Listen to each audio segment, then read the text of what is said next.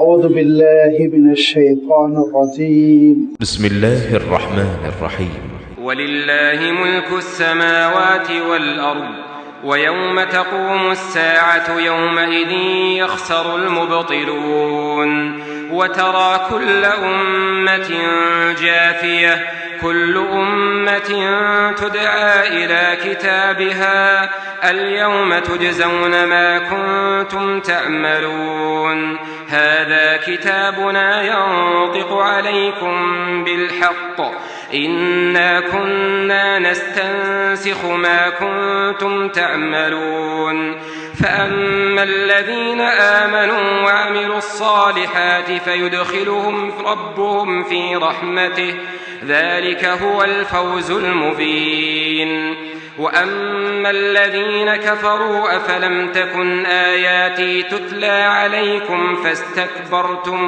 فاستكبرتم وكنتم قوما مجرمين وإذا قيل إن وعد الله حق والساعة لا ريب فيها قلتم ما ندري ما الساعة إن نظن إلا ظنا وما نحن بمستيقنين وبدا لهم سيئات ما عملوا وحاق بهم ما كانوا به يستهزئون وقيل اليوم ننساكم كما نسيتم لقاء يومكم هذا ومأواكم النار وما لكم من ناصرين ذلكم بأنكم اتخذتم آيات الله هزوا وغرتكم الحياة الدنيا فاليوم لا يخرجون منها ولا هم يستعتبون فلله الحمد رب السماوات ورب الأرض رب العالمين وله الكبرياء في السماوات والأرض وهو العزيز الحكيم صدق الله العظيم. الحمد لله رب العالمين والصلاة والسلام على سيد المرسلين وعلى آله وأصحابه أجمعين أما بعد. سورۃ الجاثیہ کا یہ چوتھا اور آخری رکوع ہے جس کی بھی آپ کے سامنے تلاوت کی گئی. اس رکوع کا آغاز ہو رہا ہے آیت نمبر 27 سے اور اختتام ہو رہا ہے آیت نمبر 37 پر. اور ان آیتوں میں اللہ تعالیٰ قیامت کے ایک مرحلے کا تذکرہ فرما رہا ہے. یہ قیامت کا کون سا مرحلہ ہے اس کی وضاحت کچھ ہی دیر بعد آپ کی خدمت میں آ جائے گی. اور یہ قیامت کا جو تذکرہ یہاں اس سورت کے اختتام میں آ رہا ہے اس کا سیاق یہ ہے، اس کا بیک گراؤنڈ یہ ہے کہ اللہ تعالیٰ نے جب انسانیت سے خطاب فرمایا اور یہ ارشاد فرمایا کہ یہ اللہ تعالیٰ کی کتاب ہے جو بڑے اہتمام کے ساتھ وہ نازل فرما رہا ہے، تمہارے لیے یہ ہدایت ہے، تمہارے لیے یہ رحمت ہے. اللہ تعالیٰ کی اس رحمت کو اپنے سینے سے لگاؤ گے، اللہ تعالیٰ کی اس کتاب سے وابستہ ہو جاؤ گے تو تمہارے لیے یہ کامیابی کی کلید ہے، تمہارے لیے نجات کا راستہ ہے. لیکن جب اللہ تعالیٰ کا کلام نازل ہوا تو بہت سارے ایسے لوگ تھے جن کا عالم یہ تھا کہ یہ حقیقت ان کو سمجھ میں نہیں آ رہی تھی، ہضم نہیں ہو رہی تھی، اور وہ اللہ کے رسول صلی اللہ علیہ وسلم کی مخالفت میں کھڑے ہوئے تھے. اللہ تعالیٰ نے ان کے ذہنوں کو منتقل کیا اور اپنی کتاب کی آیتوں کے بعد اپنی کائنات کی آیتوں کا تذکرہ فرمایا. یہ وہ کائنات جو ہمارے اطراف و اکناف بکھری ہوئی ہے، اس میں کتنی اللہ تعالیٰ کی نشانیاں ہیں. ان نشانیوں پر غور و فکر کرنے کی دعوت دی گئی، اور یہ حقیقت بتائی گئی کہ اگر انسان کھلے دل کے ساتھ، اگر انسان پہلے سے اپنی ذہنیت نہ بنا لے، سادگی کے ساتھ اگر اس کائنات پر غور کرے، اور کسی چھوٹی چیز پر غور کرے، کسی بڑی چیز پر غور کرے، ضرور وہ اللہ تعالیٰ کی معرفت اپنے دل میں پیدا کرے گا. لیکن مسئلہ یہ ہوتا ہے کہ انسان اپنے ذہن کو کسی خاص سانچے میں ڈھال لیتا ہے، جس کی وجہ سے وہ اللہ تعالیٰ کی نشانیوں سے فائدہ نہیں اٹھا پاتا. اور اپنے ذہنوں کو جس سانچے میں وہ ڈھالتا ہے، وہ دراصل خود اپنی خواہشات کی بنیاد پر، اس کی اپنی خواہشات ہوتی ہے، اس کے دل کا میلان ہوتا ہے، اور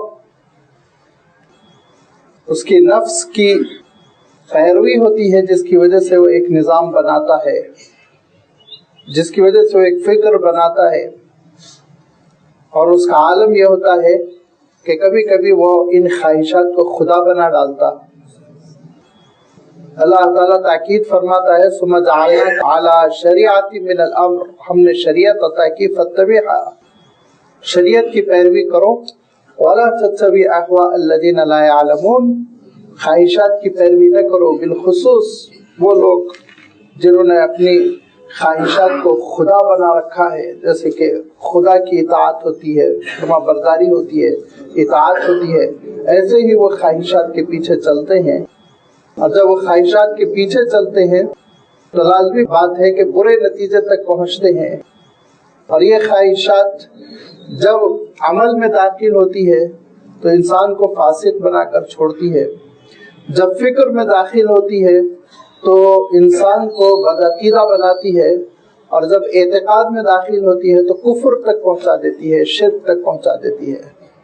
یہی وہ خواہشات تھی جس کی وجہ سے کچھ لوگ اللہ کے رسول صلی اللہ علیہ وسلم کے زمانے میں کہہ رہے تھے، اور کچھ لوگ آج تک یہی کہتے رہتے ہیں، وقالوا ما هي الا حیاتنا الدنیا نموت ونحیا وما یہلکنا الا الدہر. ایک درخت لگتا ہے، دھیرے دھیرے بڑا ہوتا ہے، پھر وقت آتا ہے وہ دھیرے دھیرے سوکھنے لگتا ہے، اس کی جڑیں کھوکھلی ہو جاتی ہے اور وہ درخت ختم ہو جاتا ہے. بالکل ایسے ہی یہ لوگ سمجھتے ہیں انسان کی زندگی کہ وہ بوڑھا ہو گیا یا کوئی حادثہ ہو گیا، ختم ہو گیا قصہ، کسی اور مقصد کے ساتھ تو نہیں پیدا کیا گیا.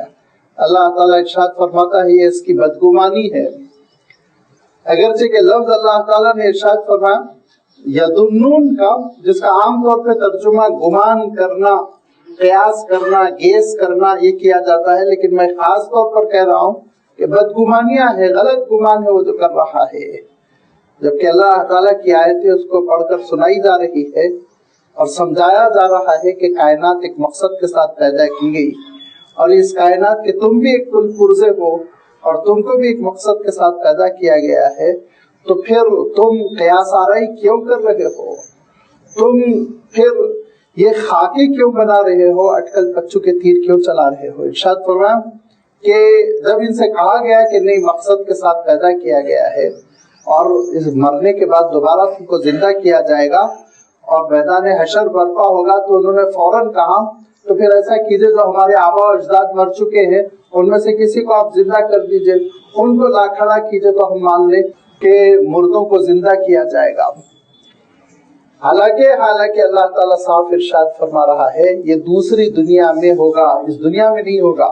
اگر اس دنیا میں مردوں کو جلا دیا جائے، زندہ کر دیا جائے تو لازمی بات ہے انسان کا امتحان ختم ہو جائے گا.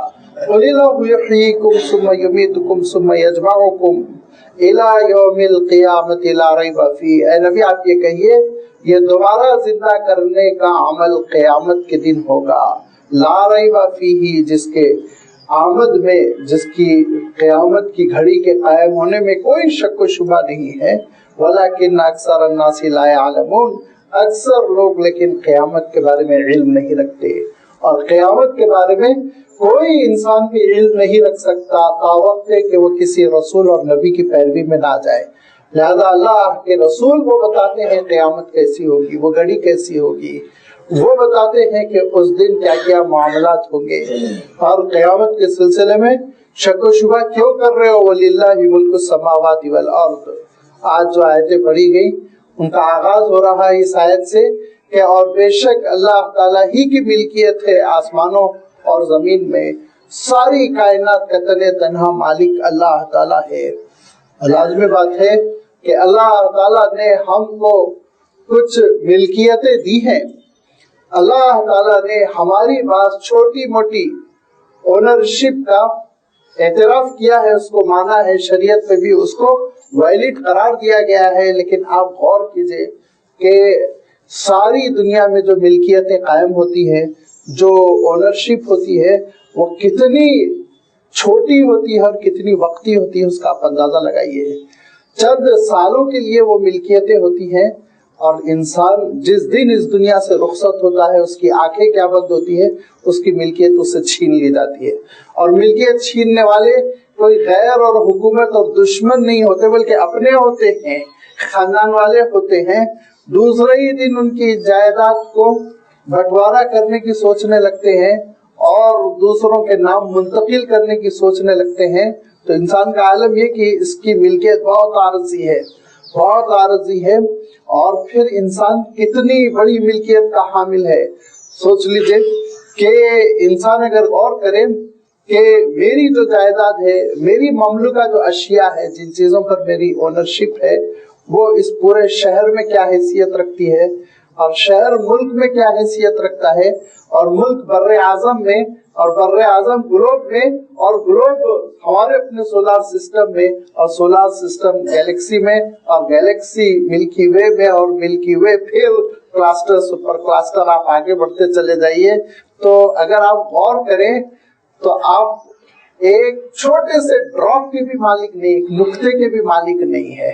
لیکن انسان غلط فہمی میں ہے، میں مالک مکان ہوں، میں مالک دکان ہوں، میں فارم ہاؤس کا مالک ہوں، اور میں بنگلے کا مالک ہوں، میں کارخانے کا مالک ہوں. اللہ تعالیٰ ارشاد فرماتا ہے، ذرا غور کر اے بندے، اصل ملکیت کس کی ہے؟ وَلِلَّهِ مُلْكُ السَّمَاوَاتِ وَالْأَرْضِ.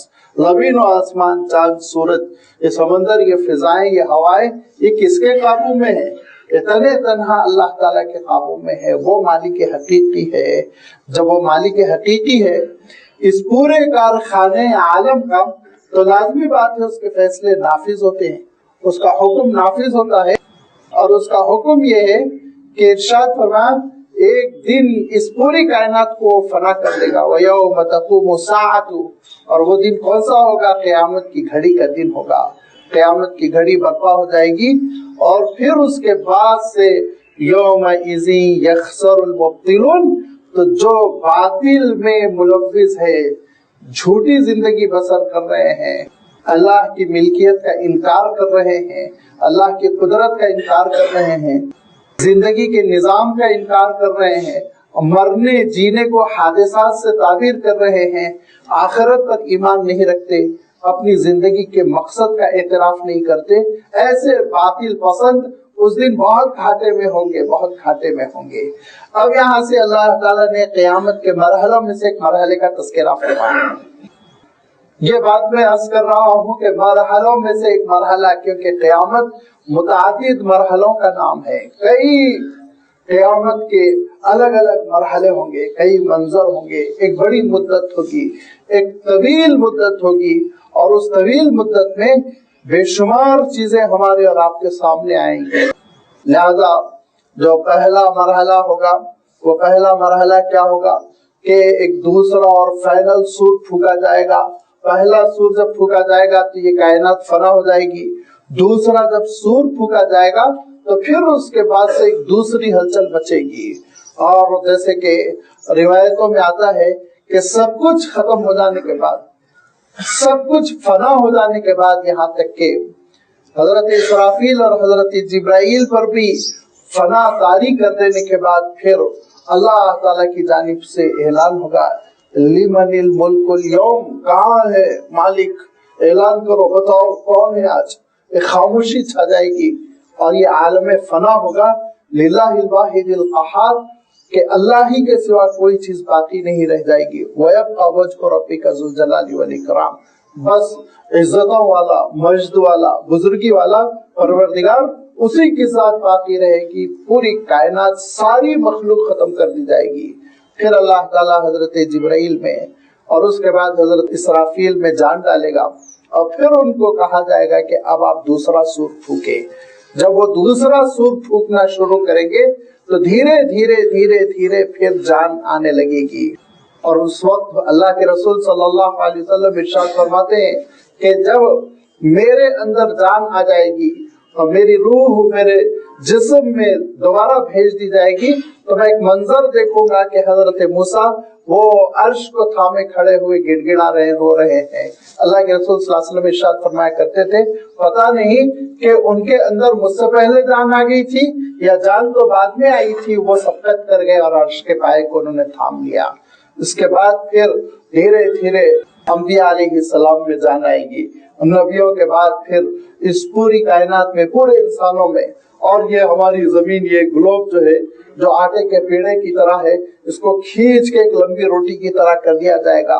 इसी से सारे जिस्म बरामद होते चले जाएंगे, सारे जिस्मों में रूह डाल दी जाएगी और फिर उसके बाद सारे इंसान खड़े होते चले जाएंगे, जिसके बारे में अल्लाह ताला इरशाद फरमाता है, पतिंगों की तरह मुर्दे बरामद होंगे जमीन से। अगर किसी ने जंगल में ये मंजर देखा हो कि बरसात की शाम हो और बरसात की शाम में जैसे ही सूरज गुरूब होने लगता है तो जमीन में से कीड़े पतिंगे बरामद होने लगते हैं, सैकड़ों निकलते चले जाते हैं और रोशनी की तरफ भागते चले जाते हैं। अल्लाह ताला इरशाद फरमाता है, यही कैफियत होगी उस दिन कि लोग पतिंगों की तरह बरामद होंगे और फिर वो इरशाद फरमाया, दाढ़ी की तरफ, सूर फूकने वाले की तरफ भागते चले जाएंगे, भागते चले जाएंगे। मुहतिईना इला दाई, इरशाद फरमाया, और खुशान अब्सारुहुम, निगाहें काम थोड़ी करेगी, सामने की तरफ वो देख रहा होगा, खुद उसका अपनी निगाहों पर काबू नहीं होगा और जहां से आवाज बुलंद हो रही है उसी जानिब लोग भागते चले जाएंगे। और इरशाद फरमाया कि जैसे ही होश आएगा तो हर शख्स देखेगा, दो फरिश्ते हैं, अगर नेकोकारों के फरिश्ते होंगे तो उसको खुशखबरी दे रहे होंगे और साथ साथ चल रहे होंगे दाएं बाएं, और बदकारों के फरिश्ते होंगे तो एक सामने से खींच रहा होगा, एक पीछे से धक्के देकर आगे बढ़ा रहा होगा। साइकुन व शहीदुन, इरशाद फरमाया अल्लाह ताला ने। साइक कहते हैं, आजकल ड्राइवर को कहते हैं, लेकिन पिछले जमाने में पीछे से धक्का देने वाले को साइक कहते थे। और एक शहीद होगा, गवाही देने के लिए नामे अमाल पर वो आगे बढ़ रहे होंगे लेकर मैदान हशर में। धीरे धीरे जब सब जमा हो जाएंगे तो फिर उसके बाद से लाजमी बात है, सूरज की रोशनी खत्म हो चुकी होगी, ये गैस के गोले को बुझाया जा चुका होगा, जितने सूरज आज इस कायनात में जल रहे हैं सब बुझ चुके होंगे, एक तारीकी होगी, एक अंधेरा होगा। उस अंधेरे को कैसे दूर किया जाएगा? उस अंधेरे को दूर किया जाएगा, अल्लाह ताला इरशाद फरमाता है, व अशरक़तिल अर्ज़ु बिनूरि रब्बिहा, रब के नूर से धीरे धीरे मैदान हशर की जमीन रोशन होगी। व अशरक़तिल अर्ज़ु बिनूरि रब्बिहा, जब रब के नूर से मैदान हशर रोशन होगा तो फिर चीजें आपको दूसरी तरह नजर आने लगेंगी। आज क्या होता है, रात में आप ट्यूबलाइट में कोई एक चीज देखते हैं, बल्ब में किसी चीज को देखते हैं, इंतखाब करते हैं, घर लाते हैं, दूसरे दिन सूरज निकलता है, रोशनी होती है, रोशनी में देखने के बाद आप कहते हैं अरे कल तो अलग नजर आ रही थी, आज अलग नजर आ रही है। तो आज हमारी दुनिया की ये वो रोशनी जो महदूद किस्म की है और इस रोशनी की वजह से चीजें हमको बदलती हुई नजर आती हैं। तो जरा आप सोचिए, क़यामत के दिन आप आमाल को नूरे रब में जब देखेंगे, रब की रोशनी, रब के नूर में देखेंगे तो कैसी बदली हुई चीज नजर आएंगी। نماز کیسے چمک رہی ہوگی, صدقات کیسے چمک رہے ہوں گے, گناہ کیسے سیاہ نظر آ رہے ہوں گے, ذرا آپ اندازہ کر لیجیے. لہذا رب کے نور سے میدان حشر کی زمین منور ہو جائے گی, واشرقت النور الارض بنور ربها, اور پھر اس کے بعد سے سارے لوگ میدان حشر میں جمع ہو جائیں گے. تو فرمایا وَتَرَى كُلَّ أُمَّةٍ جَاثِيَةً, تم دیکھو گے کہ ساری امتیں گھٹنوں کے بل بیٹھی ہوئی ہیں مارے گھبراہٹ کے. جاثیہ کہتے ہیں گھٹنوں کے بل بیٹھ جانا, دو زانو بیٹھ جانا. اسی لفظ کی وجہ سے اس سورت کو سورۃ الجاثیہ کہا گیا, وہ سورت جس میں اللہ تعالیٰ نے لفظ جاثیہ اختیار فرمایا. لہذا ارشاد فرمایا وَتَرَى, اور تم دیکھو گے کل امتیں, ساری امتیں, جاثیۃً, گھٹنوں کے بل بیٹھی ہوئی ہیں, تھکی ہاری گھبرائی ہوئی, جان نکلی چلی جا رہی ہے. کل امت تدعا الی کتابها, ساری امتوں کو, پوری انسانیت کو ان کے نام اعمال کی جانب بلایا جائے گا, نام اعمال کی دعوت دی جائے گی. نام اعمال اپنا تھام لو, الیوم تجزون ما کنتم تعملون, آج تم کو بدلہ دیا جائے گا اس کا جو کچھ تم دنیا میں کر کے آئے ہو. یہ ہے تمہاری دنیا میں جینے کا مقصد کہ آخرت کے دن تم کو اس کا بدلہ ملنا ہے. ھذا کتابنا ینطق علیکم بالحق, یہ ہے تمہارا ہماری جانب سے تیار کردہ ریکارڈ. ھذا کتابنا, یہ ہے ہماری کتاب, ینطق علیکم بالحق, جو سچائی کے ساتھ, جو حقیقت کے ساتھ گویا گفتگو کر رہا ہے, تم کو بتا رہا ہے کہ تمہارے کیا نام اعمال ہے.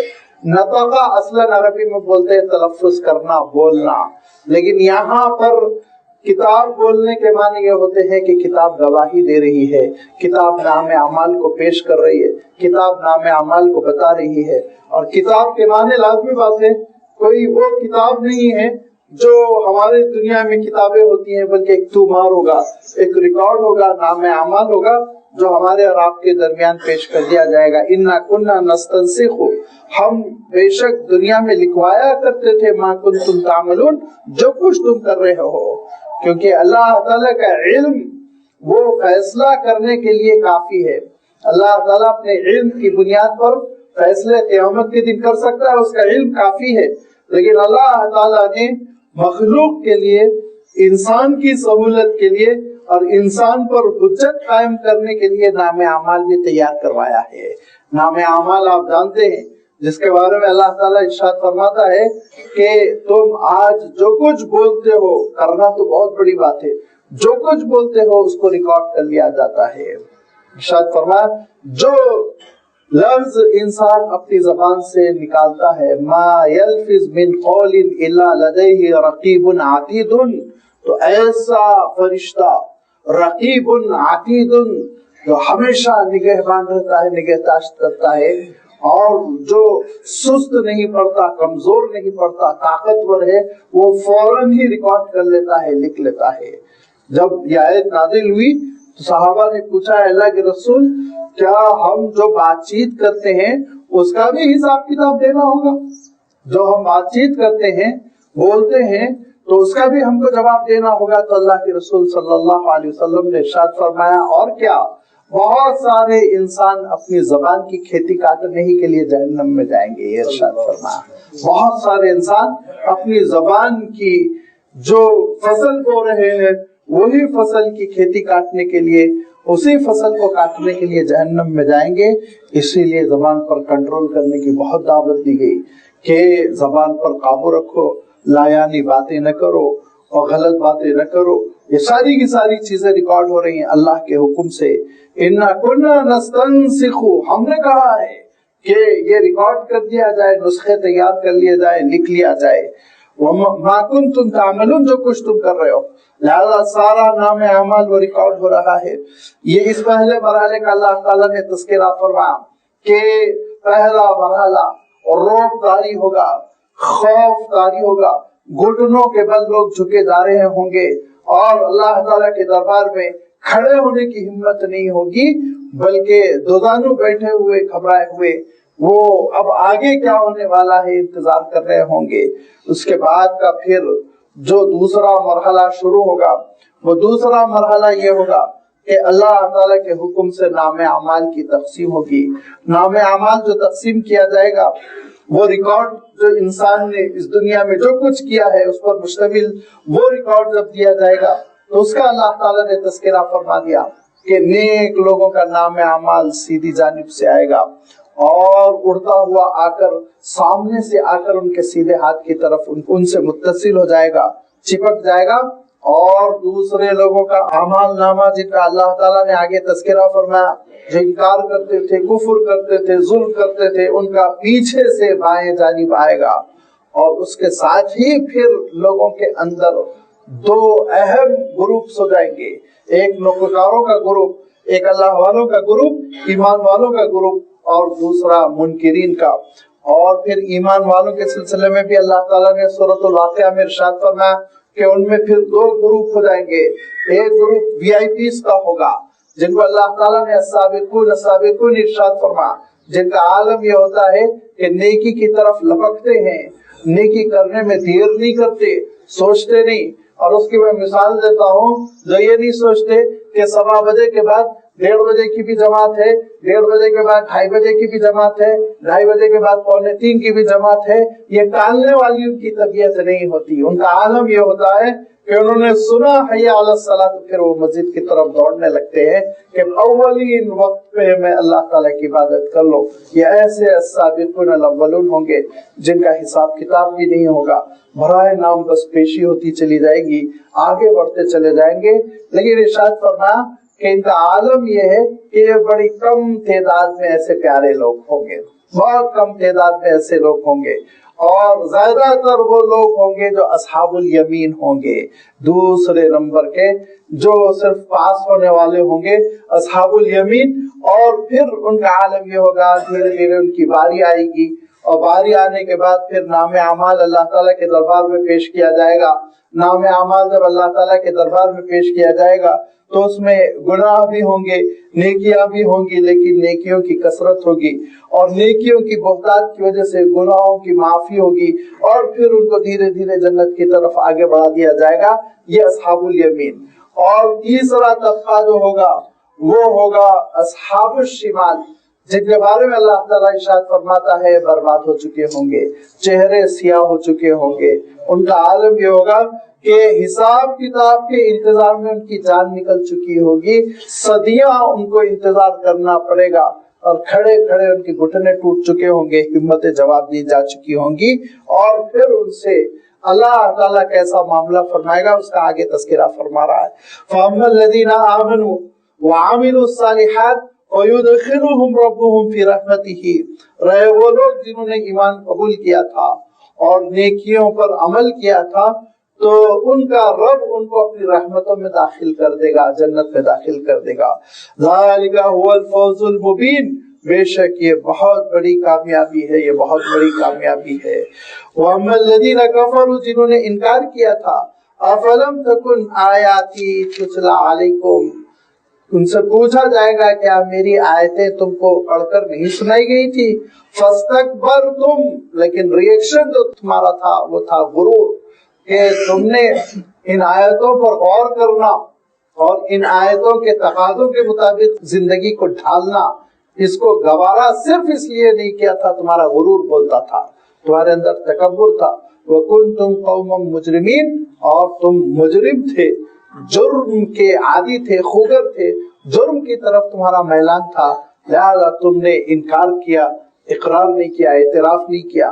تم فرعون بن گئے, نمرود بن گئے, ابو جہل بن گئے, ابو لہب بن گئے, انکار کرتے چلے گئے, لہذا اس کا نتیجہ تم کو بھگتنا ہے. جب اللہ تعالیٰ کی آیتیں پڑھ کر سنائی جاتی ہے تو انسان کے لیے ضروری ہے کہ اپنے اندر تواضع پیدا کر لے. انسان کے اندر ضروری ہے کہ اپنے دل و دماغ کی پلیٹ پر جتنی تحریریں لکھی ہوئی ان سب کو میٹ دے اور پھر خالی و ذہن ہو کر اللہ تعالیٰ کے کلام کو سنے. اگر اس کے اندر غرور ہے, اگر اس کے اندر نفسانی خواہشات ہے, اگر اس کے اندر اپنی سوسائٹی اور اپنے معاشرے اور اپنے خاندان کے رسم و رواج ہے اور اس کے بڑوں نے جو پٹی پڑھا دی وہ لکھی ہوئی چیزیں ہیں, تو پھر لازمی بات ہے وہ اللہ تعالیٰ کی کتاب کی آیتوں کی وہ تعویل کرتا ہے، ماننے سے انکار کرتا ہے، مصلحتوں کو دیکھتا ہے اور ادھر غور کرتا ادھر غور کرتا. لہذا خالی ذہن ہو کر لبیک کہنا چاہیے اور کرنا چاہیے، اللہ کی آیتوں کے تقاضوں کو سمجھنے کی کوشش کرنا چاہیے، غرور کو نکال کر پھینک دینا چاہیے. آگے آ رہا ہے کبریائی بس اللہ کے لیے سزاوار ہے. ہم تو بہت چھوٹے ہیں، اللہ تعالیٰ کے بندے ہیں، ہم تو بہت مجبور ہیں. ہم کو ہماری مجبوری کا احساس رہنا چاہیے کہ اللہ تعالیٰ نے ہم کو اتنا مجبور کیا ہے، اتنا مجبور کیا ہے کہ اگر اس کی فضا نہ ہو اور ہوا نہ ہو تو ہم جی نہیں سکتے، ہم سانس نہیں لے سکتے. کتنا ہم مجبور ہے ایک ایک چیز میں، ایک ایک مرحلے میں، زندگی کے ایک ایک سامان میں اللہ تعالیٰ کے. لہذا اس کے مقابلے میں سینہ تاننا، غرور کرنا، اترانا آ گیا. اللہ تعالیٰ کے لیے یہ صاف آ رہا ہے وَلَهُ الْكِبْرِيَاءُ فِي السَّمَاوَاتِ وَالْأَرْضِ کہ بڑائی اور عظمت بس اللہ تعالیٰ کی ہے. حضور اکرم صلی اللہ علیہ وسلم ارشاد فرماتے تھے کہ اللہ تعالیٰ کا یہ ارشاد ہے کہ الکبریاء ردائی، عظمت، بڑائی، بلندی یہ اللہ کی چادر ہے. ردائی یہ میری چادر ہے، اللہ تعالیٰ کہتا ہے. ارشاد فرمایا کہ جو اللہ کی اس چادر میں پیر گھسانے کی کوشش کرے گا اللہ اس کو ذلیل و رسوا کر کے چھوڑے گا. جو اپنے آپ کو بڑا سمجھ رہا ہے اور جو کبریائی میں مبتلا ہو رہا ہے، جس کے اندر غرور پیدا ہو رہا ہے، وہ تباہی کے راستے پر چل رہا ہے. اسی لیے اللہ کے رسول صلی اللہ علیہ وسلم ارشاد فرماتے تھے دیکھو اگر تمہارے اندر رائی کے دانے کے برابر غرور پیدا ہو رہا ہے تو جنت میں داخل ہونا مشکل ہے. جنت میں داخل ہونا مشکل ہے، اس کو نکال کر پھینک دو. کیونکہ تاریخ بتاتی ہے کہ یہی استکبار ہے، یہی غرور ہے، یہی کبر ہے جو فرعون کو فرعون بنایا اور جو ابلیس کو ابلیس بنایا. جو اللہ تعالیٰ نے پوچھا کہ تو نے سجدہ کیوں نہیں کیا جبکہ میں نے کہا تھا تجھ سے کہ آدم کے لیے تو سجدہ کرے، تو اس نے کیا کیا؟ اس فاستکبر، غرور میں مبتلا ہو کر کہا انا خیر منہ، میں اچھا ہوں، زیادہ بہتر ہوں، بڑا ہوں. کس بنیاد پہ اس نے فیصلہ کیا وہ ایک الگ چیز ہے، لیکن اس نے فیصلہ کیا غلط اپنے بارے میں اور یہ کہا کہ میں بڑا ہوں، میں زیادہ اچھا ہوں. فاستکبر وابى ان يكون من الساجدين، اور سجدہ کرنے سے اس نے انکار کیا. لعنتوں کا مستحق ہو گیا، لعنتوں کا مستحق ہے اور پھر ہمیشہ اللہ کی رحمتوں سے وہ محروم ہو گیا. لہذا استکبار یعنی اپنے آپ کو بڑا سمجھنا، جس کو ہم عام اصطلاح میں اردو میں غرور کہتے ہیں. یہ غرور، پراؤڈی ہونا، یہ اردو کا لفظ ہے. عربی میں تو غرور کے دوسرے معنی ہے، یاد رکھیے. عربی میں غرور کے معنی ہوتے دھوکہ، چیٹنگ. لیکن اردو میں ہم جب پراؤڈی ہونے کی کیفیت کا غرور سے اظہار کرتے ہیں اس کے لیے عربی میں آتا ہے فاستکبر، اپنے آپ کو بڑا سمجھنا. لہذا انسان کے سامنے اللہ کی آیتیں پیش کی گئی تو اس نے اپنے آپ کو بڑا سمجھا. مکے کے مشرکوں کے سامنے قرآن مجید کی آیتیں پیش کی جا رہی ہیں تو ان کا عالم یہ ہے کہ یہ بنی ہاشم کے ایک یتیم ہی پہ کلام کیوں نازل ہوا، یہ فرشتے ہمارے لیے کیوں ظاہر نہیں ہوئے. لہذا انہوں نے اپنے آپ کو بڑا تصور کیا اور اللہ کے کلام کو سننے، سمجھنے اور اس پر عمل کرنے سے انکار کیا. آج کے انسان پر یہ کلام پیش کیا جاتا ہے تو عالم یہ ہوتا ہے، وہ یہ کہتا ہے میں تو وائٹ کالر وی آئی پی، میرے لیے تھوڑی ہے یہ چیزیں کہ مسجد میں نماز میں کھڑا ہو جاؤں، اس کے ساتھ جو لیبر ہے، اس کے ساتھ جو ڈرائیور ہے، اس کے ساتھ جو چھوٹا ہے جو بڑا ہے، یہ تفریق کرنے لگتا ہے، اپنے آپ کو بڑا سمجھتا ہے اور عار محسوس کرتا ہے کہ اللہ کے دین پر عمل کرے. لہذا یہ عار اور یہ غرور اور یہ کبریائی یہ دھیرے دھیرے اس کے لیے جان لیوا ہو جاتی ہے، دین کے تقاضوں پر عمل کرنے سے اس کو محروم کر دیتی ہے. لہذا نکال کر پھینک دینا چاہیے. اس غرور کو، بڑائی کو اپنے سینوں سے ہم جب صاف کر دیں گے تو سینہ چمکنے لگے گا اور اس میں اللہ تعالیٰ کی آیتوں کا نور دھیرے دھیرے جاگوزی ہوتا چلا جائے گا. فاستکبرتم وکنتم قوما مجرمین، غرور کیا تم نے، اپنے آپ کو بڑا سمجھا اور پھر اس کی وجہ سے تم مجرموں میں سے ہوتے چلے گئے. اللہ کے رسول صلی اللہ علیہ وسلم غرور کو اتنا ناپسند فرماتے تھے، اتنا ناپسند فرماتے تھے کہ مارے غرور کے اگر کوئی کپڑا وہ اتنا لمبا پہنتا ہے کہ اس کے टखनों से नीचे हो, जमीन से रगड़ रहा हो, तो आप सल्लल्लाहु अलैहि वसल्लम इरशाद फरमाते थे ऐसे टखनों को तो अल्लाह ताला जहन्नम में डाल देगा। मा अस्फला मिनल काबैनी, वो कपड़ा जो टखनों से नीचे होता है वो हिस्सा फरमाया मिनन नार, जहन्नम में जाएगा, आग में जलाया जाएगा। ये सारी सजाएं इंसान को मैदान हशर के साथ ही भुगतना होगा, याद रखिए। सदियों भुगतने के बाद फिर उसकी तौबा तलाफी होगी और सिफारिश वगैरह होगी तो जन्नत में जाएगा। लिहाजा गुरूर को अल्लाह के रसूल सल्लल्लाहु अलैहि वसल्लम इरशाद फरमाते थे करीब ना आने दो, भटकने ना दो। एक सहाबी ने कहा अल्लाह के रसूल गुरूर से आप क्या मुराद ले रहे हैं? मेरा जी चाहता है मेरे कपड़े अच्छे हों, जूते अच्छे हों। अल्लाह के रसूल सल्लल्लाहु अलैहि वसल्लम ने फरमाया ये थोड़ी गुरूर है। गुरूर की दो अलामतें हैं, आप सल्लल्लाहु अलैहि वसल्लम इरशाद फरमाते हैं। गुरूर की दो अलामतें हैं, इरशाद फरमाया दो सिम्टम्स है। हर बुखार थोड़ी स्वाइन फ्लू होता है, हर बुखार थोड़ी मलेरिया होता है, याद रखिए उसके कुछ सिम्टम्स होते हैं।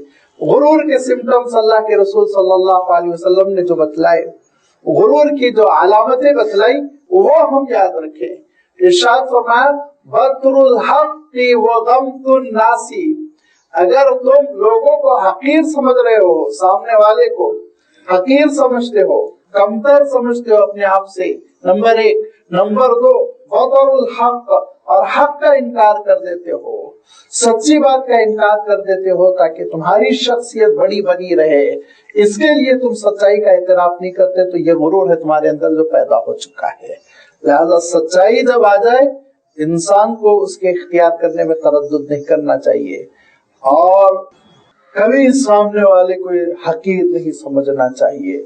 अल्लाह के रसूल सल्लल्लाहु अलैहि वसल्लम इरशाद फरमाया करते थे रुबाशास अखबर लो अक़सम अलल्लाहि लअबर, तुमको क्या मालूम बहुत मुमकिन है तुम्हारे सामने वाला जिसके बाल परागंदा, कपड़े मैले और वो हौला शौला नजर आ रहा हो, लेकिन अल्लाह के पास हो सकता है उसका मकाम इतना बुलंद हो, इतना बुलंद हो कि लो अक़सम अलल्लाहि लअबर, कि अल्लाह पर कसम खाकर वो कोई चीज का ऐलान करे, अल्लाह जरूर करेगा कहकर वो ऐलान करे, तो अल्लाह उसकी लाज रखता है, उसके कसम को पूरा करता है, इरशाद फरमाया।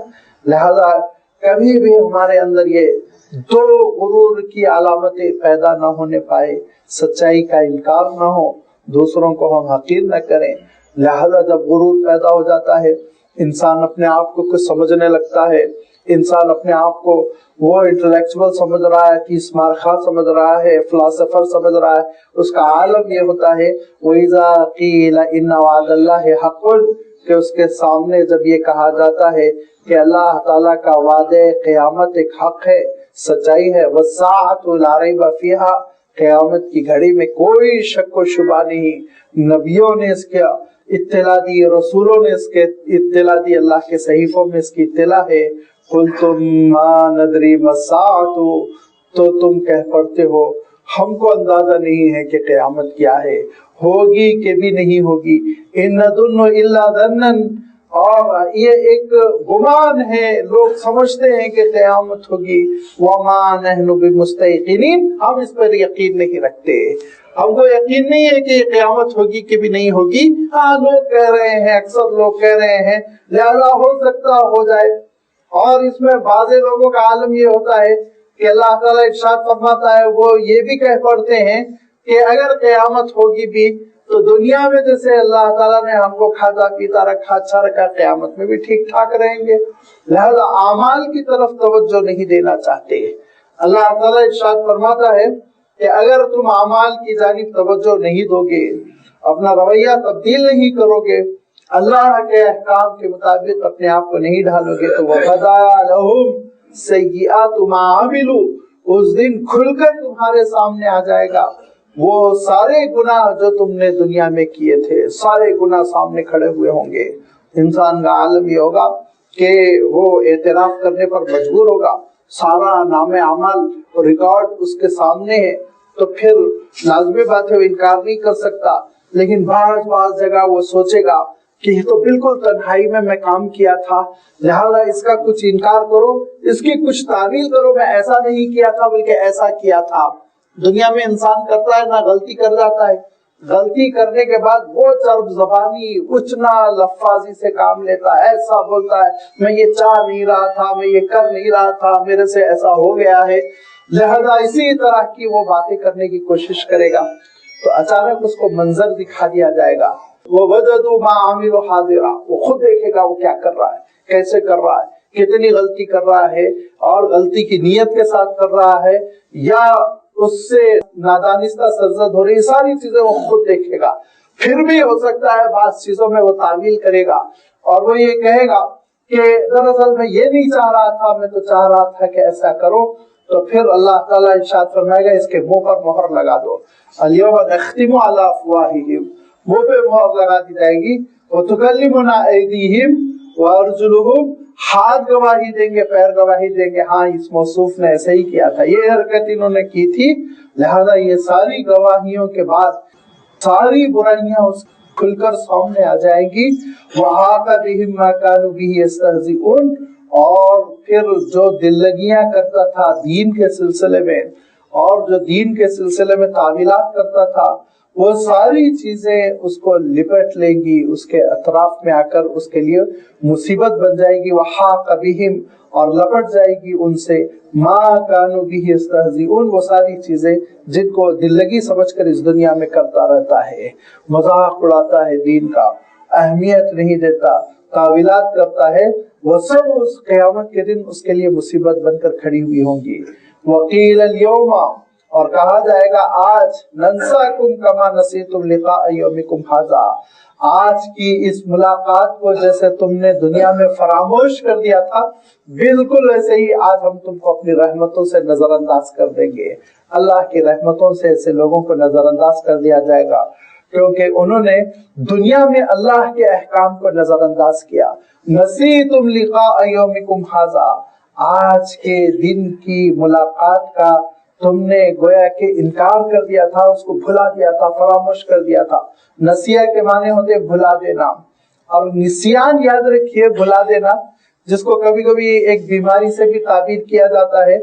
یہ نسیان دراصل آپ غور کیجئے، یہ کوئی ایسی بیماری نہیں ہے جو انسان کو طبعی طور پر اور انسان کو خارجی طور پر ملتی ہے، اس کے اوپر مسلط بن کر ظاہر ہو جاتی ہے، نہیں۔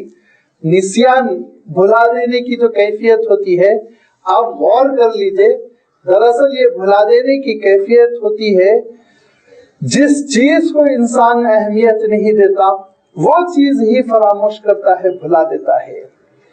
اس کو آپ نے اسکولوں میں دیکھا ہوگا نا کہ طالب علم انکار کرتا ہے اور کہتا ہے کہ میں ہوم ورک کر کے نہیں لایا، بھول گیا، تو عام طور پر ایک پیٹنٹ جملہ ہے جو ٹیچرز ایسے موقع پہ استعمال کرتے ہیں، کھانا کھانا نہیں بھولے تھے، کھانے کو تم نے اہمیت دی تو کھانا کھانا نہیں بولا، لیکن تم نے پڑھنے کو اہمیت نہیں دی لہذا پڑھنا تم بھول گئے۔ یہ نسیان جو ہے بھلا دینے کی کیفیت دراصل اہمیت نہ دینے کا دوسرا نام ہے۔ نفسیاتی طور پر سائیکالوجیکلی آپ اس حقیقت کو سمجھ لیجئے۔ کوئی صاحب آپ سے کہتے ہیں کہ ارے میں وعدہ تو کرا تھا آپ سے، آپ کے پاس لیکن میں بھول گیا، یہ کام کرنے کا آپ سے میں وعدہ کیا تھا، آپ سے ملاقات کرنے کا، آپ کو کال کرنے کا میں نے وعدہ کیا تھا لیکن میں بھول گیا، تو اس کے معنی آپ اس کا ترجمہ یوں کر لیجئے، میں نے جو وعدہ کیا تھا اس کو میں نے اہمیت نہیں دی، میں نے اس کو اہمیت نہیں دی۔ اہمیت کا معاملہ ہے، انسان جس چیز کو اہمیت دیتا ہے یاد رکھیے اس کو کبھی وہ نہیں بھولتا۔ آپ اپنی ڈیلی لائف میں تجربہ کر لیجئے، ایک صاحب جو ہے وہ بڑے معروف تھے اپنے بھولے پن کی وجہ سے، بھول جانے کی صفت کی وجہ سے، یہ بھول گیا میں وہ بھول گیا، لیکن ان کے اپنے جو ذاتی معاملات ہوا کرتے تھے اس میں کبھی نہیں بھولتے تھے، کبھی چوک نہیں ہوتی تھی، بالکل وقت پر بجا لاتے تھے۔ تو یہ وجہ یہ ہے کہ اپنے شخصی معاملات کو اہمیت دیتے ہیں اور جو ذمہ داری دوسرا دے رہا ہے اس کو اہمیت نہیں دیتے، یہ ان کی نفسیات ہے۔ لہذا اللہ تعالیٰ یہ جو بات ارشاد فرما رہا ہے کما نسیتم لقاء یومکم ھذا، اس کا سیدھا سیدھا ترجمہ ہے تم قیامت کو اہمیت نہیں دیتے تھے، دکان کو اہمیت دیتے تھے، تم قیامت کو اہمیت نہیں دیتے تھے، قیامت کی کامیابی کو اہمیت نہیں دیتے تھے، خاندان کے نظام کو اہمیت دیتے تھے، تم اپنے خاندان والوں کے مطالبوں کو اللہ کے مطالبوں کے مقابلے میں اہم سمجھتے تھے، تم نے نماز کو نہیں بھلایا، نماز کو کوئی بیماری کی وجہ سے تم نماز سے غافل نہیں ہوئے، بلکہ تم نے نماز کے مقابلے میں دفتر میں بیٹھے رہنے کو اہمیت دی، تم نے نماز کے مقابلے میں دوستوں کی مجلس میں بیٹھے رہنے کو تم نے اہمیت دی، نماز کے مقابلے میں دعوت کو تم نے اہمیت دی۔ یہ ہے، اس کو انسان تعبیر کرتا ہے میں بھول گیا تھا، میں بھول گیا تھا، ذہن سے نکل گیا تھا۔ آپ اہمیت نہیں دے رہے تھے تو ذہن سے تو نکلے گی بات، لازمی بات ہے۔ لہذا ارشاد فرمایا جب تم نے دنیا میں اللہ تعالیٰ کے تقاضوں کو اہمیت نہیں دی تھی، فراموش کر دیا تھا، جب دنیا میں تم نے فرائض کو فراموش کر دیا تھا، جب دنیا میں تم نے تقوی کو فراموش کر دیا تھا، اطاعت کو فراموش کر دیا تھا، تو آج اللہ کی رحمتوں کے امیدوار بن کے کیوں کھڑے ہوئے ہو؟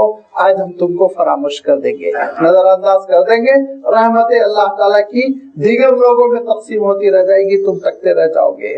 وَقِيلَ الْيَوْمُ نَنْسَاكُمْ كَمَا نَسِيتُمْ لِقَاءَ يَوْمِكُمْ هَذَا، کہا جائے گا اس دن آج تم کو ہم فراموش کرتے ہیں، نظر انداز کرتے ہیں، جیسے کہ تم نے آخرت کے دن ہم سے ملاقات کے اس تصور اس عقیدے کو فراموش کر دیا تھا، نظر انداز کر دیا تھا۔ وَمَأْوَاكُمُ النَّارُ، اور اس کا نتیجہ یہ ہوگا جب اللہ کی رحمتیں نہیں ہوں گی تو تمہارا ٹھکانہ آگے۔ وَمَا لَكُم مِّن نَاصِرِينَ، اور کون ہے جو تم کو اس آگ سے بچا لے، تمہاری مدد کر دے؟ کوئی ایڈوکیٹ ہے، کوئی سفارش کرنے والا، کوئی کام بنانے والا ہے جو آج آ کے تم کو اللہ تعالیٰ کے اس عذاب سے محفوظ کر دے، روک لے، مددگار بن جائے، تمہارا سپورٹر بن جائے؟ آج عالم یہ ہوگا کہ ہر شخص یہ کہے گا بس مجھے آگ سے بچا دیا جائے، مجھے اللہ تعالیٰ کی رحمتیں مل جائے، کافی ہے، میں نہیں چاہتا کہ میرے دوست کا کیا حشر ہو، میرے والدین کا کیا حشر ہو، میرے بھائی کا کیا حشر ہو، یہ میں دیکھتا رہوں، مجھے صرف میری فکر ہے۔ لہذا ارشاد فرمایا وَمَا لَكُم مِّن نَاصِرِينَ ذَلِكُمْ بِأَنَّكُمْ اتَّخَذْتُمْ آيَاتِ اللَّهِ هُزُوًا، یہ اس برے نتیجے تک تم کیوں پہنچے؟ کیونکہ تم نے اللہ کے دین کو، اس کی آیتوں کو دل لگی سمجھا تھا، مذاق سمجھا تھا، تم نے اہمیت نہیں دی تھی اس کو۔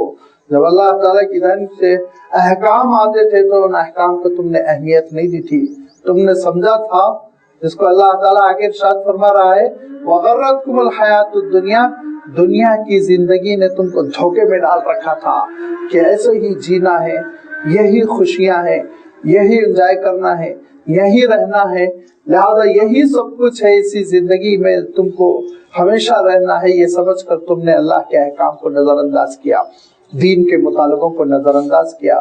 فَالْيَوْمَ لَا يُخْرَجُونَ مِنْهَا، اب جب کہ اللہ تعالیٰ کا فیصلہ آ چکا ہے تو لازمی بات ہے اس فیصلے عذاب سے، اس سزا سے، فَالْيَوْمَ لَا يُخْرَجُونَ مِنْهَا، ہمیشہ کے لیے تم کو یہ بھگتنا ہے، اس سے تم کو کوئی برآمد نہیں کر سکے گا، نکال نہیں سکے گا۔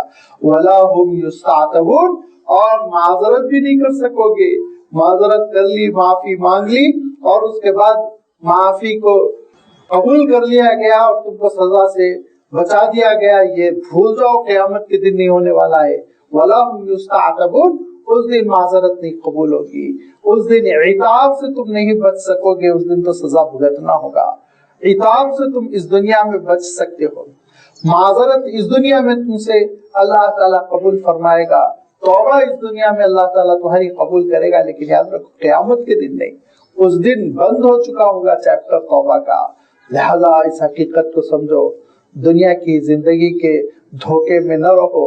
یاد رکھو یہ جو دنیا کی زندگی ہے دراصل حقیقت میں اس میں کوئی حقیقت نہیں ہے، کوئی ریالٹی نہیں ہے، یہ ساری جو چیزیں تم دیکھ رہے ہو، دل فریبیاں، حسن، جمال، ہلچل، خوشیاں، یہ دراصل تمہاری اپنی آنکھوں کی روشنی ہے، تمہاری آنکھوں کی روشنی ہے۔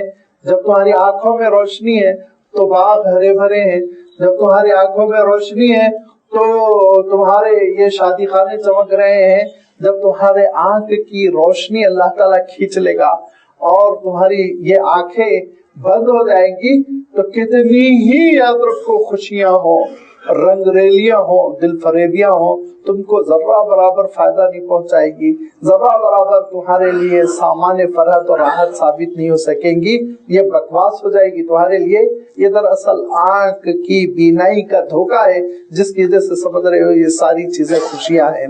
لہذا دنیا کی حقیقت کو سمجھو، یہ سارے کھانے ایک سے ایک ہمہ اقسام کے، یہ لذیذ، یہ دراصل تمہاری اپنی زبان کے سوراخوں کا نتیجہ ہے۔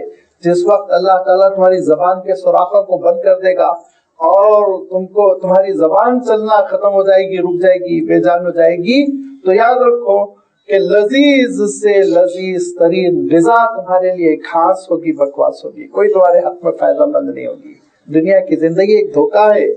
یہ دھوکہ کیا ہے؟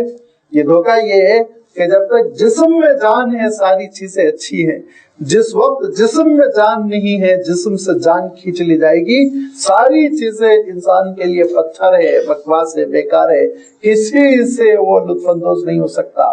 لہذا اس دنیا کی زندگی کی حقیقت کو سمجھو، اور اللہ تعالیٰ نے جس مقصد کے لیے بھیجا ہے، اللہ کی آیتیں جو تم سے مطالبہ کر رہی ہے، اللہ کا دین جو تم سے مطالبہ کر رہا ہے، اطاعت کا، فرما برداری کا اور آخرت میں اجر پانے کا، اس حقیقت کو سمجھو، قربانی دو، حقیقتوں کو فراموش نہ کرو، احکام کو فراموش نہ کرو، اور اس کے لیے تم اپنی راحت کو کبھی قربان کرو، اپنی نیند کو کبھی قربان کرو، اپنی دولت کو کبھی قربان کرو، پھر اس کے بعد تم قیامت کے دن جو اجر پاؤ گے وہ حقیقی اجر رہے گا، ہمیشہ رہے گا، دائمی رہے گا۔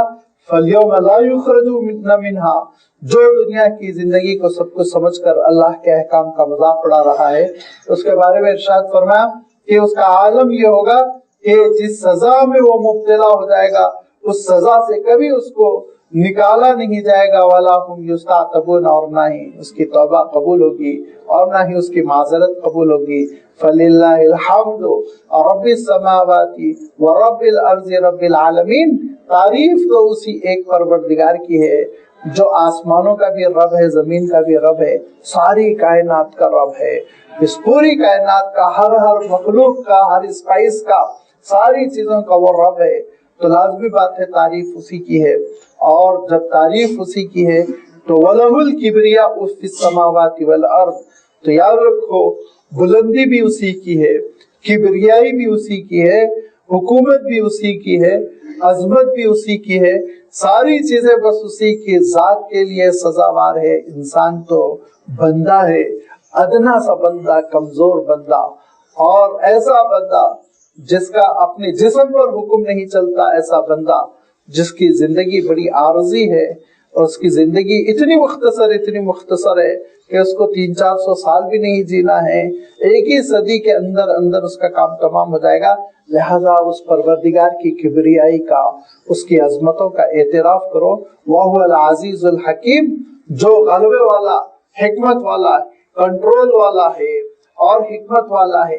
العزیز الحکیم، یہ دونوں صفتیں اللہ نے بیک وقت بیان کی، کیونکہ ہوتا یہ ہے کہ یاد رکھیے کبھی کبھی قابو ہوتا ہے، کنٹرول ہوتا ہے، لیکن کاموں میں لاجک نہیں ہوتی، بیٹھے بٹھائے انسان غلط سلط کام کر جاتا ہے۔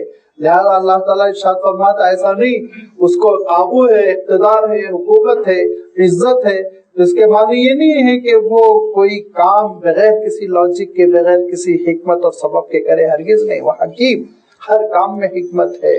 جب ہر کام میں حکمت ہے، اللہ تعالیٰ کے ہر چھوٹے بڑے کام میں حکمت ہے، تو اللہ تعالیٰ کا یہ بنایا ہوا اتنا بڑا نظام، اور اس نظام میں انسان کا بھیجا جانا، اور یہ انسان کا زندگی بسر کرنا، اور ساری یہ انسان کی ہلچل، یہ بے مقصد کیسی ہو سکتی ہے؟ لازمی بات ہے بے مقصد نہیں ہے، ایک مقصد کے ساتھ اللہ تعالیٰ نے انسان کو اس کائنات میں، اس دنیا میں بھیجا، اور وہ مقصد یہی ہے کہ انسان اللہ تعالیٰ کی معرفت پیدا کرے اور بندگی اس کی بجا لائے، اس کی فرما برداری میں زندگی بسر کرے۔ اور اگر اس اللہ تعالیٰ کے عزیز اور حکیم کو نہیں سمجھ رہا ہے تو لازمی بات ہے وہ دین کو فراموش کر کر دنیا میں ایسا دھوکے میں مبتلا ہو جاتا ہے کہ آخرت کا انکار کرتا ہے، اور آخرت کا انکار کرنے کی وجہ سے اس کا عالم یہ ہوتا ہے غفلت کی زندگی بسر کرتے ہوئے مجرم بن جاتا ہے۔ اللہ تعالیٰ نے اس سلسلے کو سورۃ الاحقاف میں بھی بیان فرمایا، یہی آخرت کی حقیقت اور قیامت کی حقیقت سے، آخرت کی حقیقت سے غافل بننے والا دنیا میں کیسے مجرم بنتا ہے اور دنیا میں وہ کیا کیا کر جاتا ہے، تو احقاف والوں نے کیا کیا کیا تھا اس کا تذکرہ آنے والی صورت میں کیا ہے. انشاءاللہ اس کی وضاحت آئندہ اتوار آپ کی خدمت میں رکھی جائے گی. وآخر دعوانا ان الحمد للہ رب العالمین.